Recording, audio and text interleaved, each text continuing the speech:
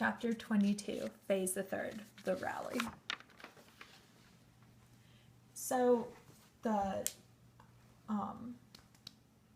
dairy that Tess and Angel work at makes butter. So one day this man is eating his butter in the morning and he realizes that the butter has a twang. So it's kind of like a sharp, bitter taste. So he is very upset and writes a letter to Dairyman Crick about it. Dairyman Crick is aghast and he's like, we have to taste this butter and see what's wrong with it. So he gets Tess and Angel and some of the other dairymaids to taste the butter. And the verdict is that it does have a twang, and it must be from garlic weed, a weed that grows in the pastures sometimes, and even just eating the slightest little bit of it can make a cow's milk turn kind of twangy.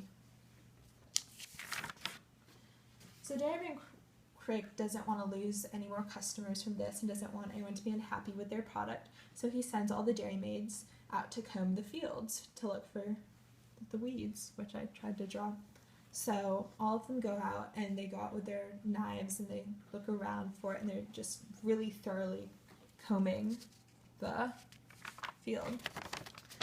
So the garlic weed kind of has a little bit of symbolism in regards to the whole novel. It's kind of this idea that a few blades of the garlic weed in the grass can lead to the sharp milk.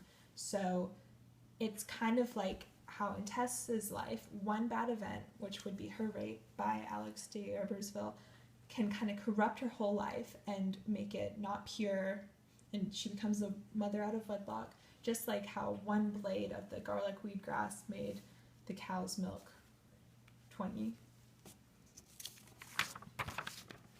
But Tess is out here combing the fields with everyone, and she starts to feel not very well, and she just looks kind of ill.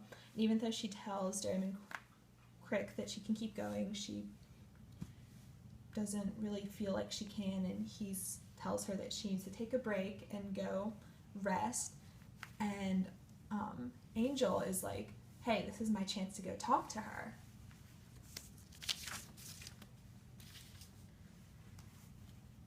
Tess has been struggling with her feelings for Angel, and up to this point she's kind of gone along with it, but she realizes that she's not really the kind of girl that he can marry like he wants to.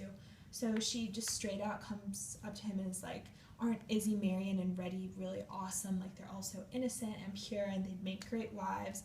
And Angel is kind of a little shocked. He's like, yeah, they're okay, but he obviously likes Tess better.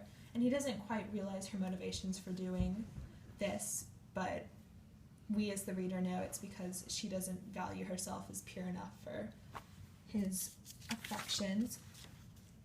So this is kind of a sticky situation because Tess knows that Izzy, Marion, and Reddy love Angel, or really are enamored with him, but Angel really loves Tess, but Tess wants Angel to love Izzy or Marion or Reddy, and this kind of explores the idea of duty to family or duty to others versus duty to oneself.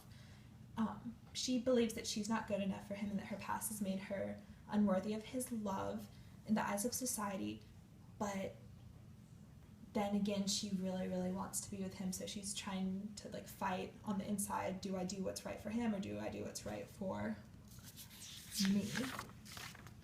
So she realizes that she loves him, but she can't be with him, so he has to marry one of the other dairymaids. She doesn't know which one.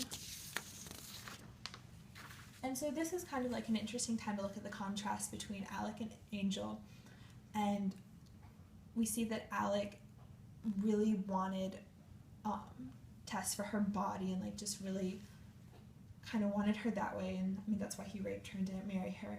But she avoids him because she doesn't love him, and we saw that in the earlier chapters, but was forced to be with him physically.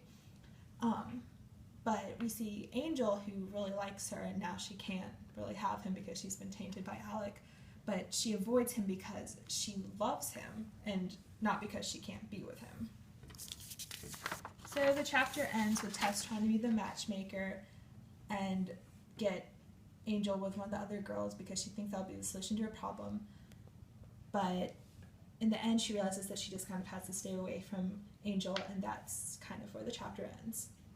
That's chapter 22.